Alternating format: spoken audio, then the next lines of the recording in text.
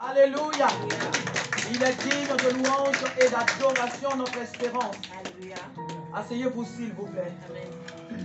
Alléluia. Que Dieu nous bénisse. Amen. Prenons courage. La présence de Dieu est celle qui fait du bien. Et vous savez que dans cette salle, on n'a que 2 heures. Mais le temps viendra où on ira à 3 heures. Amen. Parce qu'il faut prendre du temps pour adorer Dieu. Alléluia. Alléluia. Amen. Dieu nous donne le temps de vaquer à toutes nos occupations durant la semaine. Alors, déjà, même dans la semaine, tu dois te mettre dans la tête que dimanche, c'est pour le Seigneur. Alléluia. Quand tu es préparé depuis chez toi dans la semaine, que dimanche je vais pour adorer Dieu, tu n'es pas pressé de sortir. Amen. Parce que tu as pris tes dispositions pour aller adorer l'Éternel. Vous savez qu'il y a des gens, dans l'ancien temps, même jusqu'aujourd'hui, il y a des personnes qui partent à de longues distances pour prier. Elles ne vont même pas avec un moyen de transport. Non, elles vont à pied. Certains dans nos campagnes en Afrique, vous allez voir des gens qui parcourent près de 12 à 15 km à pied pour aller à l'église, pour aller adorer Dieu. Et toi et moi, nous sommes tous juste à proximité. Il n'y a pas quelqu'un parmi nous ici qui vient de Lyon ni de Marseille. Nous sommes tous de la région parisienne. Donc, dans la semaine, il faut se préparer pour dire dimanche, je vais pour adorer Dieu. Pas en fonction de celui qui est à ma droite ou à ma gauche. Même s'il n'y avait personne dans la salle que je devais m'y retrouver seul, je vais louer Dieu. Amen. Même si je devais me retrouver seul dans la salle, je vais pour glorifier, pour louer mon Dieu. Alléluia. Alléluia. Amen. Parce que ce n'est pas la masse que Dieu écoute. Il pouvait avoir cet après-midi 60 à 80 personnes. Mais Dieu va exaucer les 2 personnes qui sont disposées. Alléluia. Et tout le reste, ça fait du bruit. Mais Dieu va regarder le cœur de ceux qui sont vraiment disposés. Amen. Ne vous laissez pas influencer. Je ne dis pas que les grandes églises n'adorent pas Dieu. Mais Dieu regarde la disposition des cœurs. Amen. Donc ne te laisse pas influencer par les chaises. Si tu es disposé à adorer Dieu, Dieu t'agrée. Alléluia. Amen. Que le nom du Seigneur soit béni. Merci. Que le Seigneur te bénisse abondamment pour ta présence. Que le Seigneur nous bénisse vraiment abondamment. Alléluia. Alléluia. Mon nom te bénisse, Seigneur. Alléluia. Oh, comme j'aime Jésus.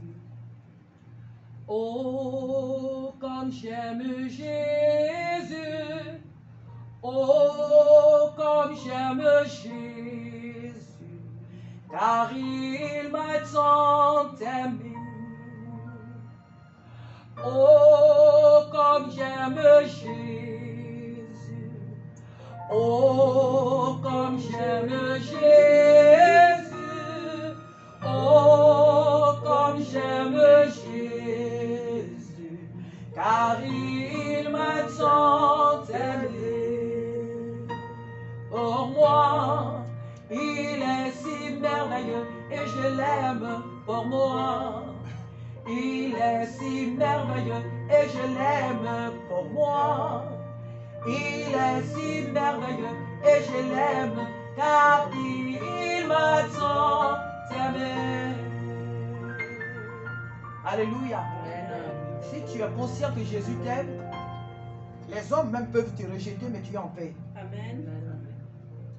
Si tu sais que le Dieu créateur du ciel et de la terre t'aime, si tu es conscient de l'amour que Dieu a pour toi, même que ton père ou ta mère te rejette, que tes frères, tes soeurs, les amis, les collègues au travail, à l'école te rejettent, même si la société te rejette, tu as la paix. Amen. Parce que tu sais que celui qui a droit sur ta vie, celui qui a le droit de rachat sur ta vie t'aime. Celui qui a le pouvoir de doter de ce monde t'aime.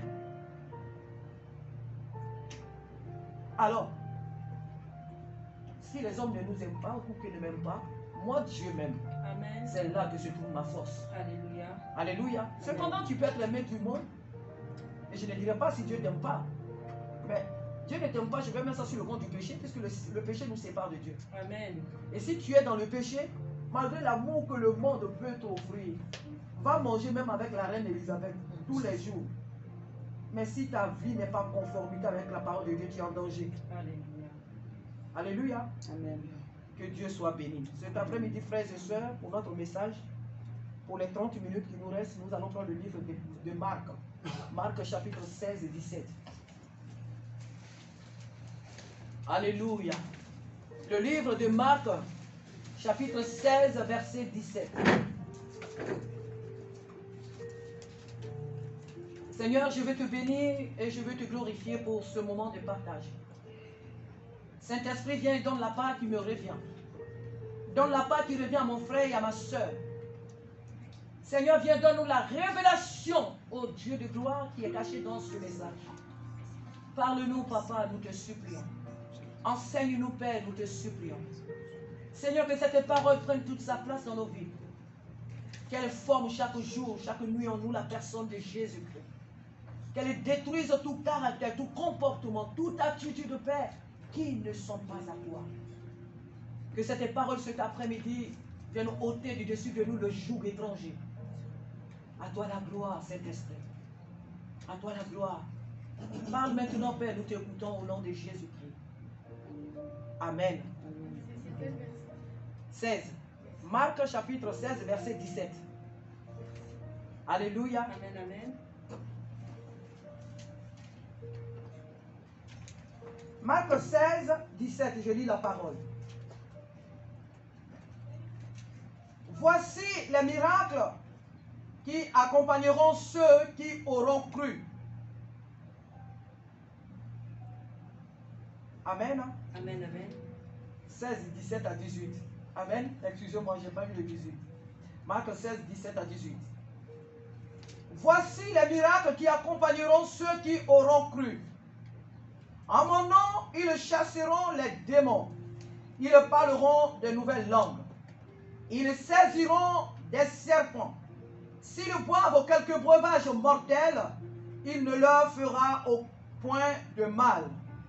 Ils imposeront les mains aux malades et les malades seront guéris. Amen. Amen. Ici, dans ce passage, frères et sœurs, nous voyons Jésus ici qui parle à son Église. Jésus qui parle à ses disciples, dans le temps qu'ils étaient là autour de nous, mais cette parole aujourd'hui, elle est aussi pour toi et pour moi, puisque nous faisons partie d'une Église. Lorsque Jésus-Christ est ressuscité, la parole de Dieu nous dit que Jésus va voir cette conversation, et sinon qu'il va faire cette recommandation à ses disciples. Christ confie une mission nouvelle aux 11. Mais cet après-midi, notre message apothème, alléluia, le pouvoir du nom de Jésus-Christ. Le pouvoir, on a vu tout à l'heure dans la Sainte Seine, le pouvoir du sang, n'est-ce pas? On a vu le pardon par le sang. Et maintenant, le message nous parle du pouvoir du nom de Jésus. Jésus confie cette mission à son Église. Et cette mission qu'il nous a confiée, c'est d'aller dans le monde et proclamer sa parole. Mais il n'y a pas que parler. Nous devons agir. Nous devons manifester la puissance de Dieu. Et la manifestation de sa puissance consiste à guérir les malades, à chasser les démons, à saisir les serpents, sinon les écraser, à parler des nouvelles langues. Et ensuite, Jésus sait que c'est une mission périlleuse, n'est-ce pas? Il sait que dans cette mission-là, on peut être confronté à toutes sortes de mauvaises, des gens, des méchants, des personnes qui voudront nous faire du mal, qui voudront nous empoisonner. Alors il nous dit, quelques breuvages mortels que vous boirez ne vous fera aucun mal. Amen. Alléluia. Amen. Comment un enfant de Dieu peut être tué par un sorcier? N'avons-nous pas là la promesse de Dieu? Comment un enfant de Dieu peut être empoisonné? Si tu es empoisonné, pose-toi des questions. Est-ce que ta vie est réellement en conformité avec la parole de Dieu? Si tu as été tué, ou bien que tu ne peux pas te dire si tu as été tué, tu ne serais pas en vie, mais si tu as des soucis avec le monde des ténèbres, et tous ici nous avons des soucis, mais d'une autre manière, c'est-à-dire que jour et nuit, ils viennent, la nuit, ils te poursuivent, ils te torturent, ils te font des choses, ils te tirent, ils te font descendre de ton lit, ils te mettent à terre, ils te marchent dessus. Pose-toi des questions. Le pouvoir du nom de Jésus-Christ nous amène à quoi?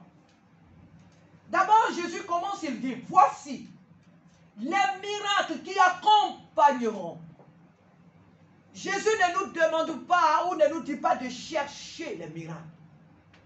Jésus ne nous dit pas d'implorer les miracles. Mais il dit, voici les miracles qui accompagneront qui? Nous, l'Église. Les miracles qui accompagneront chaque enfant de Dieu. Pas des miracles qui accompagneront les leaders, c'est-à-dire les pasteurs, les prophètes, les apôtres, les prêtres. Les miracles ne sont pas pour ceux qui s'arrêtent sur la chair. Ni les diacres ou diaconesses. Les miracles accompagneront, il dit bien, ceux qui auront cru. Donc ça veut dire que toi qui es là, même si c'est aujourd'hui que tu as mis, même si c'est aujourd'hui que tu as mis pour la première fois tes pieds dans cette salle, tu as reçu ce pouvoir.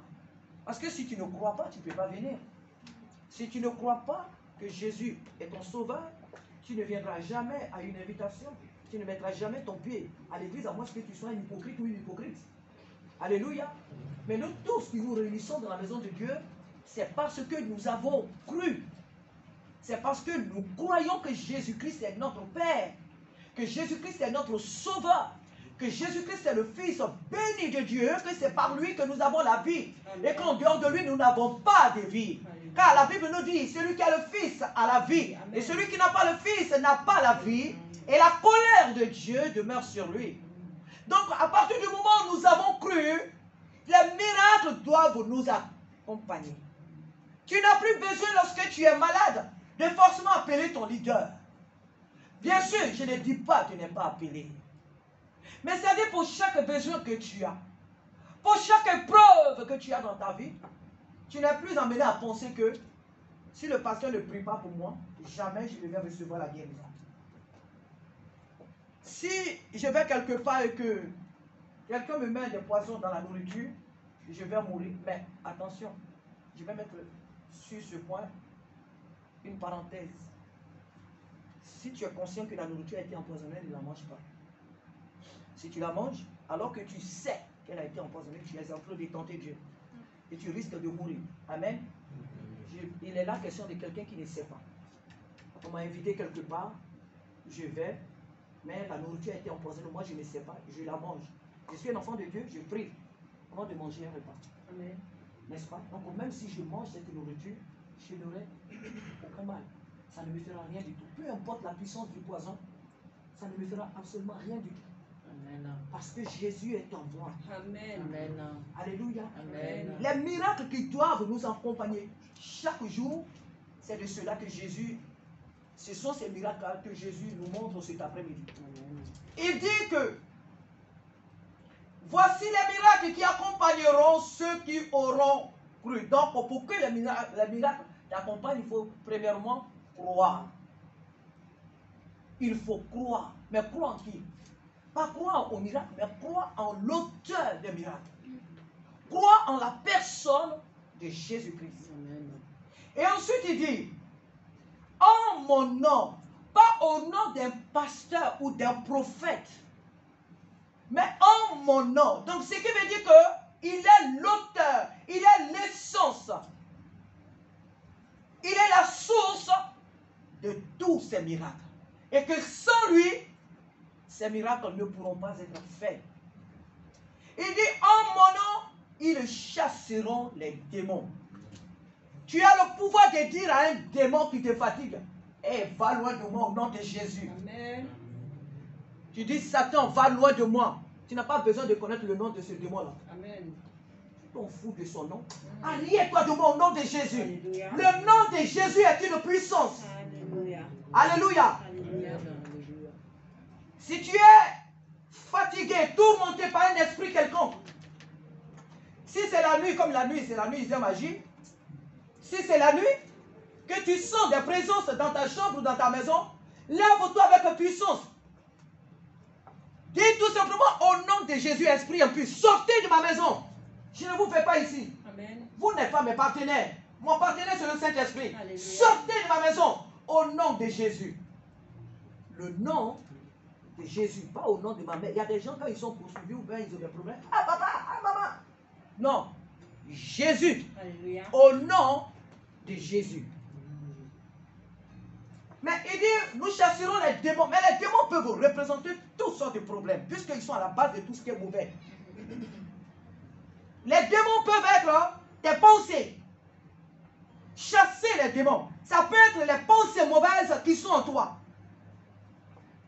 Les démons peuvent représenter les blocages qui sont dans ta vie. Les démons peuvent être les échecs répétitifs dans ta vie. Donc, les problèmes qui ont, je ne dirais pas, mais tout problème qui se présente dans ta vie, tu as le pouvoir de les chasser. Je ne suis pas en train de dire qu'un enfant de Dieu n'aura pas de problème.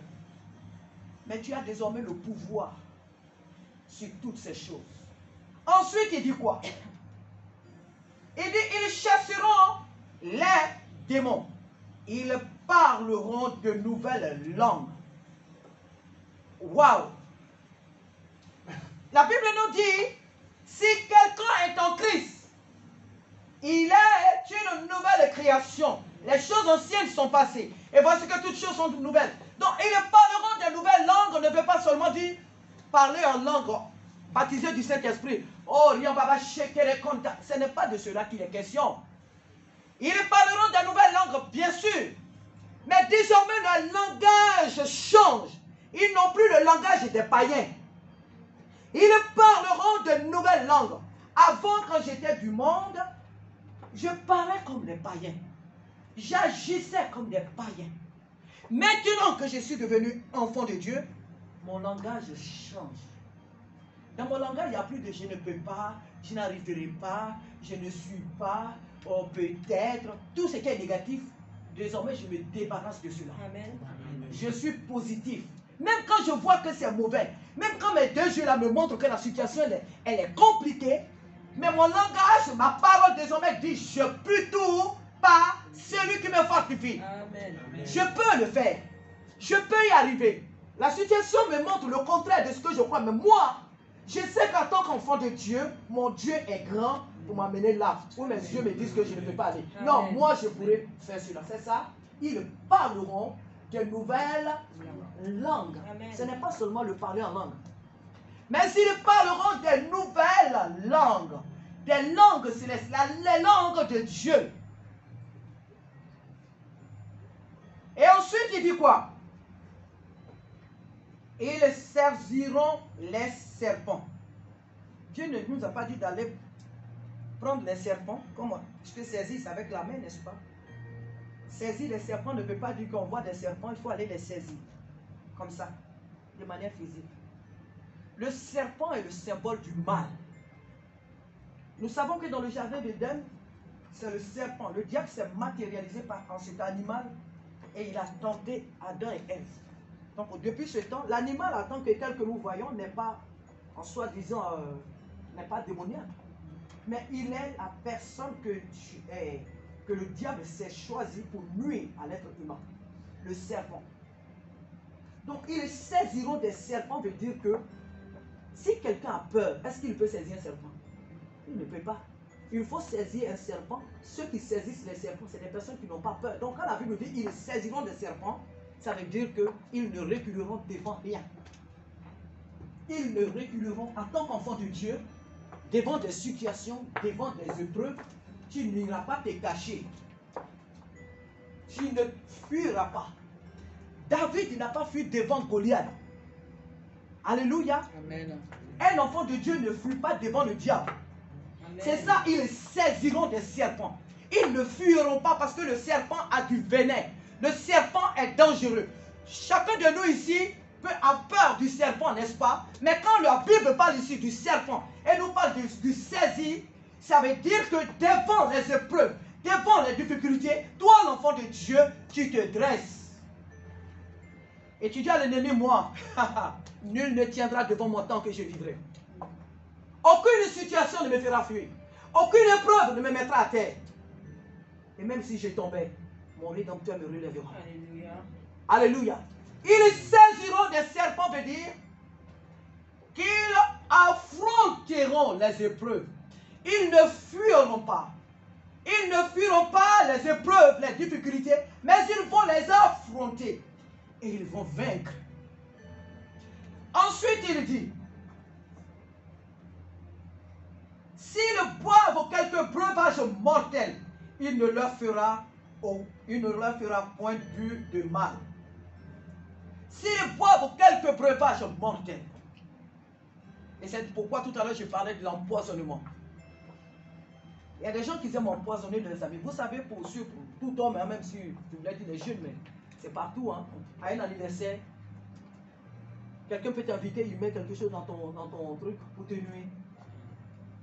C'est pourquoi, en tant qu'enfant de Dieu, nous devons veiller sur nos vies. Amen. C'est pourquoi tous les matins, quand tu te réveilles, ne sors jamais de ta maison avant d'avoir prié. Confie ta journée au Seigneur. Confie chaque instant de ta vie à Dieu. Dis même, Seigneur, tout ce que je vais manger en cette journée, partout où je vais passer, je plonge toute ma journée dans le sang de Jésus. Alléluia. Je me confie en toi, Seigneur, parce que Dieu sait les dangers qui vont arriver devant toi dans la journée. C'est pourquoi il faut prier. Et il faut se conformer, il faut s'efforcer à se conformer à la parole de Dieu. Parce que si tu vis dans le mal, Dieu ne collabore pas avec le mal. Le mal est une porte ouverte dans nos vies. Le péché est la porte ouverte par laquelle, puisque le péché vient du diable, alors il passe par le péché pour atteindre nos vies. Donc, s'ils boivent quelques breuvages mortels, cela ne leur fera aucun mal. Et ensuite, il dit quoi? Ils imposeront les mains aux malades, et les malades seront guéris. Tu peux t'imposer les mains si tu es malade, et tu peux recevoir la guérison. Amen. Tu peux imposer la main à ton frère ou à ta soeur, à ta maman ou à ton papa, à un ami au travail, si la personne l'accepte, et la personne peut recevoir la guérison. Alléluia. Ce n'est pas un ordre qui a été donné, une promesse qui a été faite au pasteur, au leader. C'est une promesse qui a été faite à toute l'Église. C'est une mission qui nous a été tous confiée. Si tu crois que Jésus-Christ est ton Seigneur, tu as le pouvoir de guérir les malades.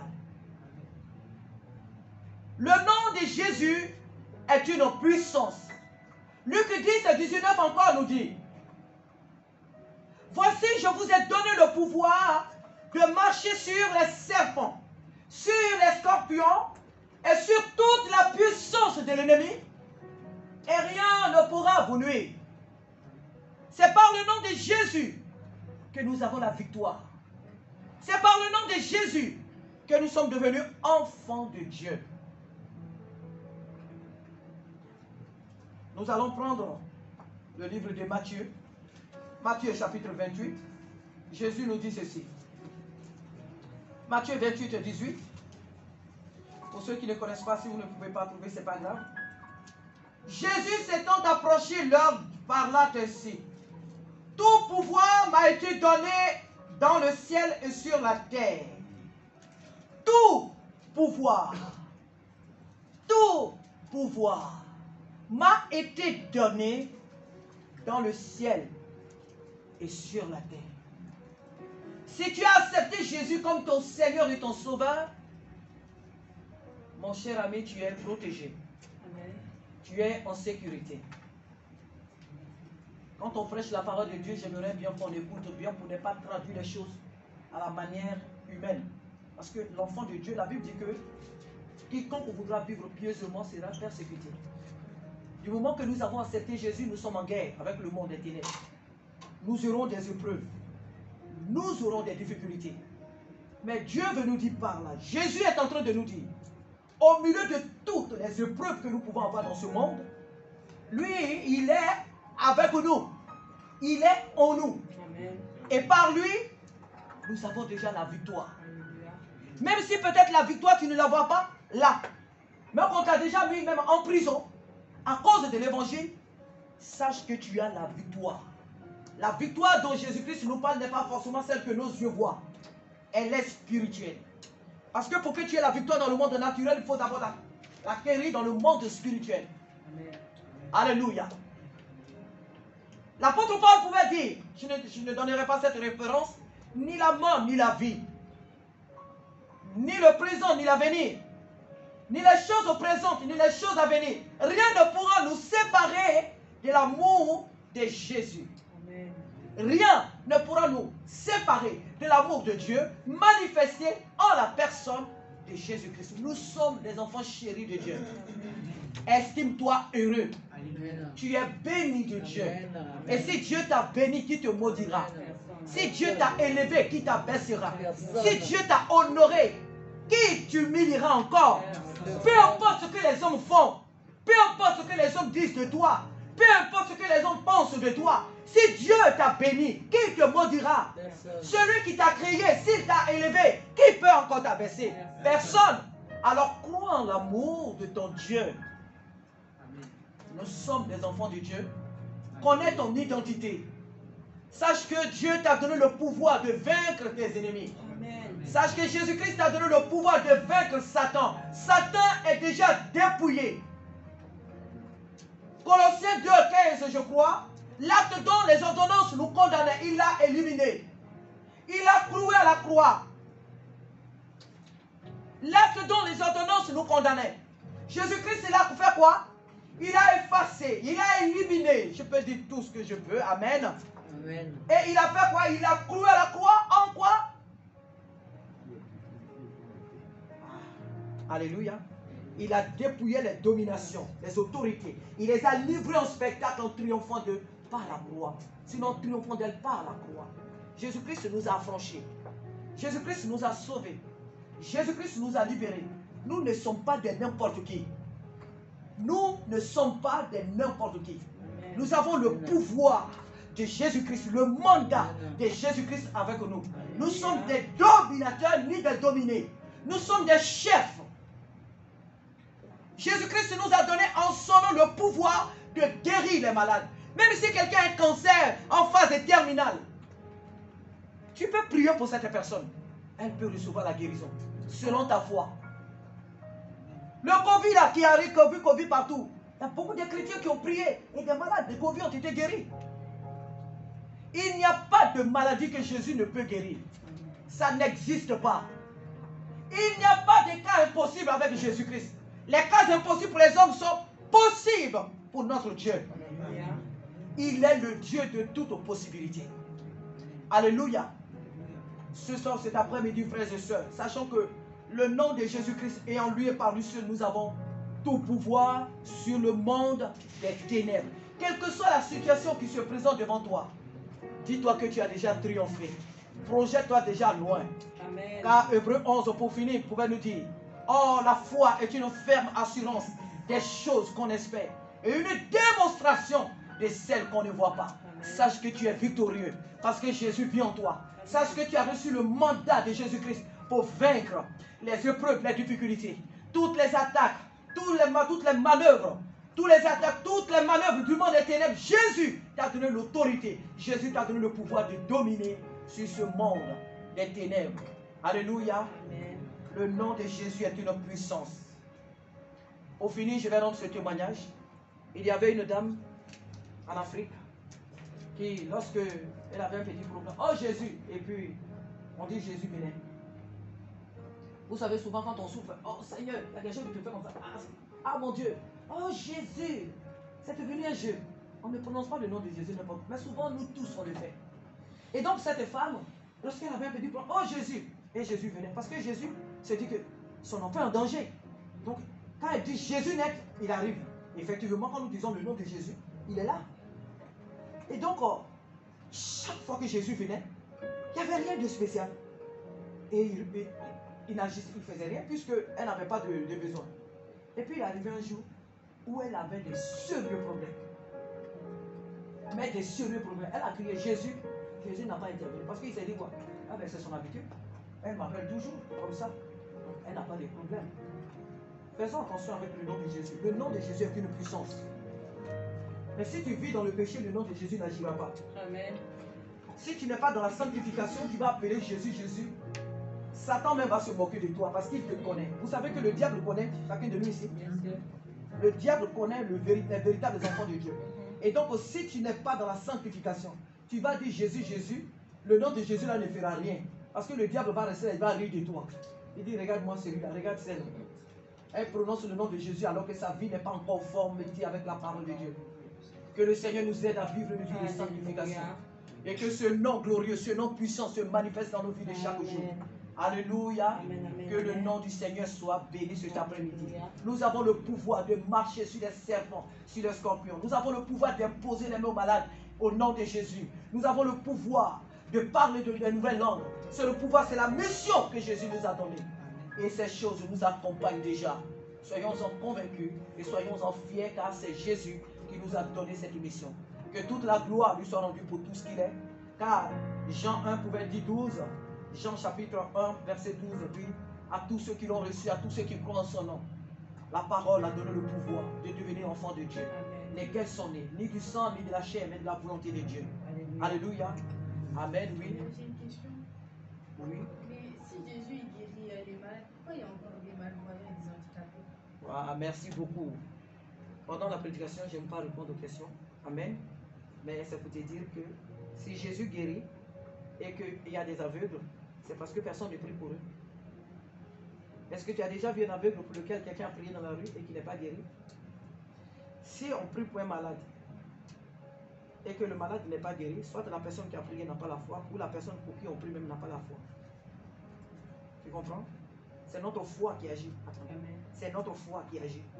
Il y a tant de malades, pourquoi? Parce que les gens ont fait eux-mêmes le choix dans leur vie de désobéir à Dieu. Il y a des mystères que je ne pourrais pas expliquer ici parce qu'il y a tant de témoignages que je pourrais rendre pour des personnes qui sont malades depuis des années, qui sont assises, qui ne sont pas guéries. Pourquoi? Ces personnes savent ce qu'elles ont fait. Parce que tout péché a pour base le péché. C'est le péché qui produit la maladie. Et tant que ces personnes ne se sont pas repenties, leur mal va demeurer. On a beaucoup de cas dans la Bible avec l'aveugle de Batimée. On a tant beaucoup d'exemples dans la Bible. Tu comprends? Donc les personnes qui sont aveugles, qui sont malades dans le monde, il y a beaucoup de personnes que les chrétiens n'ont pas prié pour elles. Donc elles ne reçoivent pas la guérison. Mais si les chrétiens, parce que cet été on va faire des évangélisations, nous prierons pour les malades. Si nous avons foi que le Seigneur Jésus peut les guérir, eh bien ces malades-là seront guéris. Ces paralytiques marcheront. Alléluia. Voilà. Donc voilà pourquoi il y a tant d'aveugles, tant de malades, on va dire, dans le monde, parce qu'elles n'ont pas encore reçu Jésus-Christ. Amen. Amen. Que grâce. Oui. Il y a certaines personnes qui sont Jésus en eux, qui ont la foi, mais ils sont toujours malades. Et on a prié pour eux pour faire en sorte que leur maladie disparaisse, et leur maladie, elle est toujours là. Merci beaucoup. Il y a des guérisons progressives. Je ne m'étais pas préparé à cela, mais peut-être que dans... Et puis je ne peux pas savoir les questions, mais pour vous dire tout simplement qu'il y a des personnes pour lesquelles on prie, et la guérison n'est pas spontanée, parce que Dieu fait les choses de manière... Il y a des cas où Dieu fait les choses de manière progressive. Ce n'est pas parce qu'il n'a pas la puissance de faire du coup la chose, et il sait pourquoi il fait la chose de manière progressive. Il y a des guérisons qui sont spontanées, parce que Dieu veut faire la chose de la manière rapide pour la personne. Donc, nous prions pour les malades, mais celui qui agit, c'est Jésus. Amen. Et il fait les choses selon lui, sa volonté. Alléluia. Personne ne peut imposer quoi que ce soit. Toi et moi, nous sommes convaincus que Dieu est tout puissant pour guérir une maladie. Mais si on prie pour quelqu'un qui est malade et que la personne n'est pas de suite guérie, Dieu sait pourquoi. Amen. Il y a le cas de Lazare dans la Bible.